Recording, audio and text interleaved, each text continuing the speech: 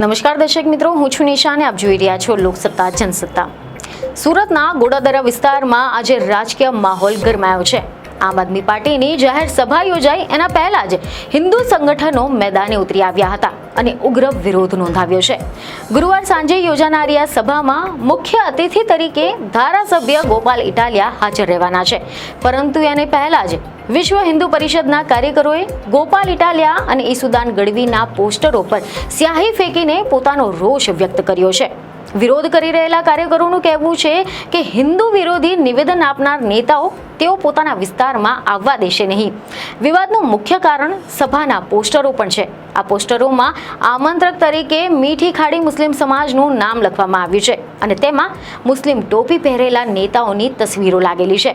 હિન્દુ સંગઠનોનો આક્ષેપ છે કે હિન્દુ બહુમતી ધરાવતા વિસ્તારોમાં આવા પોસ્ટરો લગાવીને ઉશ્કેરણી કરવામાં આવી રહી છે।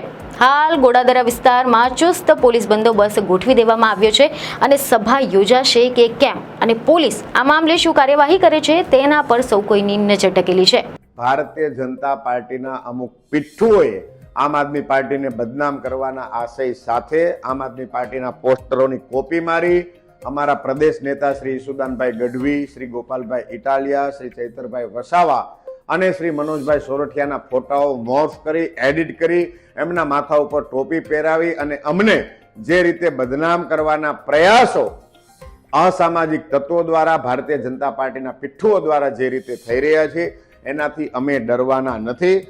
લોકો, આ વિસ્તારમાં રહેતા લોકો ભાજપને ઓળખી ગયા છે, ભાજપની ગંદી રાજનીતિ, હલકી રાજનીતિને ઓળખી ગયા છે અને આમ આદમી પાર્ટીની રાજનીતિને જે રીતે પસંદ કરી રહ્યા છે એ જ રીતે આજની સભા ખૂબ જ મોટા પ્રમાણમાં સફળ થવાની છે।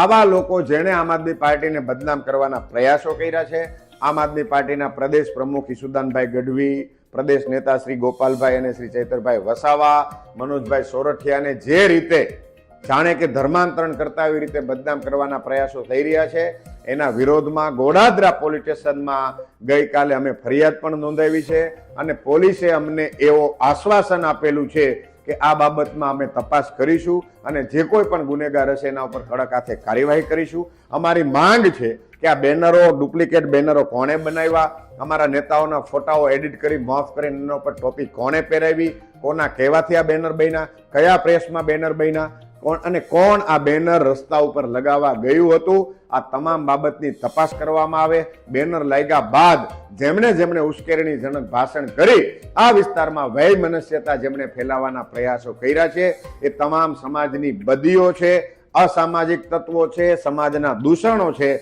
એમના ઉપર કાયદેસરની કાર્યવાહી પોલીસ તંત્ર કરશે અમે એવી આશા રાખીએ છીએ। જય હિન્દ, જય જય ગરવી ગુજરાત। બીજને ખબરો સાથે ફરી મળીશું। ધન્યવાદ।